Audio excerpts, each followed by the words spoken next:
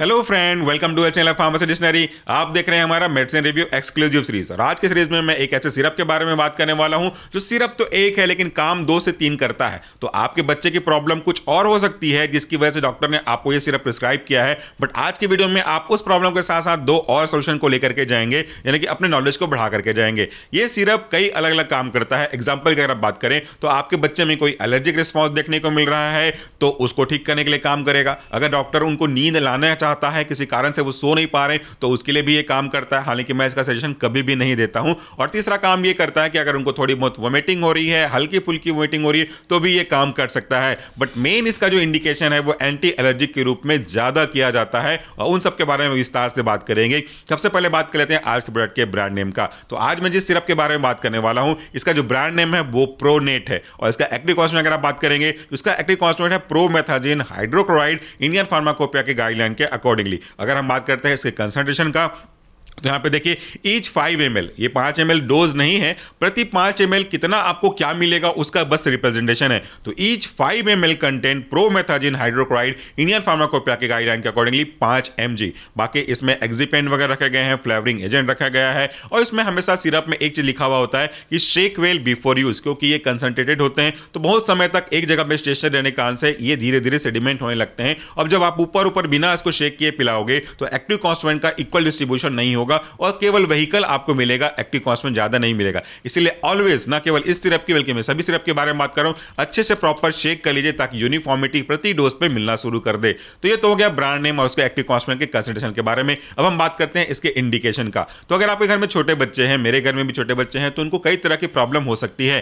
कारण हमको पता चल नहीं पाता, बस प्रॉब्लम हमको नजर आती है। अगर उनकी बॉडी में आपको ऐसा सिम्टम देखने को मिल रहा है कि कोई जगह लाल हो गया, वो बहुत खुजला रहा है, खुजलाने के साथ साथ उसमें थोड़ा थोड़ा स्वेलिंग आपको नजर आ रहा है कि वो बार बार लगातार छींक रहा है, उसकी आंखें लाल हो गई हैं, नाक से पानी टपक रहा है, तो ये एलर्जी का कारण हो सकता है। वो जाने अनजाने में किसी ऐसे कांटेक्ट में आ गया, चीजों के कांटेक्ट में आ गया जिसके कारण से वो एलर्जन, जिससे एलर्जी होती है, वो उनकी बॉडी में आ गया या सरफेस पे आ गया।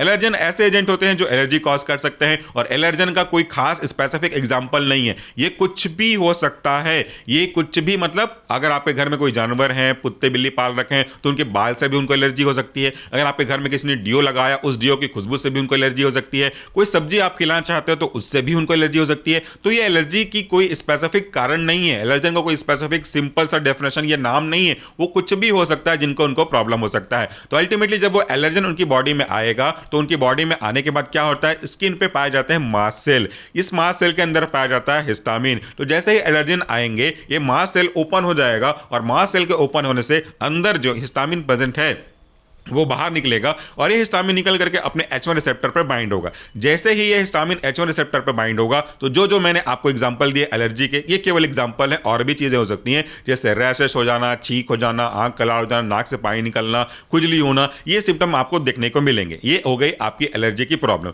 इस प्रॉब्लम को ठीक करता है आपका आज का ड्रग। ये क्या करता है, उस हिस्टामिन को उस रिसेप्टर पर जाकर के बाइंड होने से रोक देता है और इस तरीके से आपका जो प्रोमेथाजिन है वो एंटी हिस्टामिन ड्रग की तरह से काम करता है। ये जो प्रोमेथाजिन है ना, इसके क्लासिफिकेशन के बारे में बात करें तो आपको आंसर आराम समझ में आ जाएगा।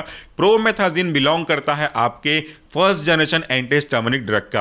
ये जनरेशन क्या होता है, जो पहले आया वो फर्स्ट जनरेशन, मॉडिफिकेशन होते गए, second generation and so on चलता रहता है।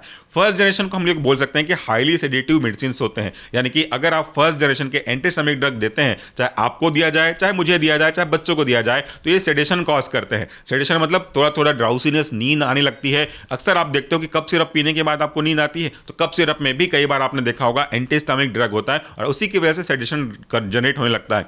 ये आपके ब्रेन में काम करता है, ये आपके सेंट्रल नर्वस सिस्टम में काम करता है। इसके भी काम करने के कई अलग अलग तरीके होते हैं, जैसे ये आपके कई अलग अलग रिसेप्टर्स जो कि उस पर्टिकुलर प्रोसेस को स्टार्ट करने के लिए रिस्पॉन्सिबल हैं। एग्जांपल की अगर हम बात करते हैं तो ये आपके कुछ ऐसे रिसेप्टर जो कि नींद के लिए रिस्पॉन्सिबल हैं उनको ट्रिगर करते हैं और उसके ट्रिगर करने की वजह से वो आपके लिए एक प्रकार से नींद लाते हैं। ये एंटीकोलिनर्जिक इफेक्ट भी देते हैं, सिक्रेशन को कम करते हैं, इसलिए वोमिटिंग के केस में भी राहत दे सकते हैं और कुल मिलाकर के अगर कहूं तो ये नींद कॉज करने के लिए बहुत तरीके से काम करते हैं। तो अगर आप इसे एलर्जी के रूप में दे रहे हैं और एलर्जी के रूप में देने के बाद आप महसूस कर रहे हैं कि आपका बच्चा थोड़ा लंबा समय तक सो रहा है, तो घबराने की बात नहीं है, ये इस ड्रग का इफेक्ट है।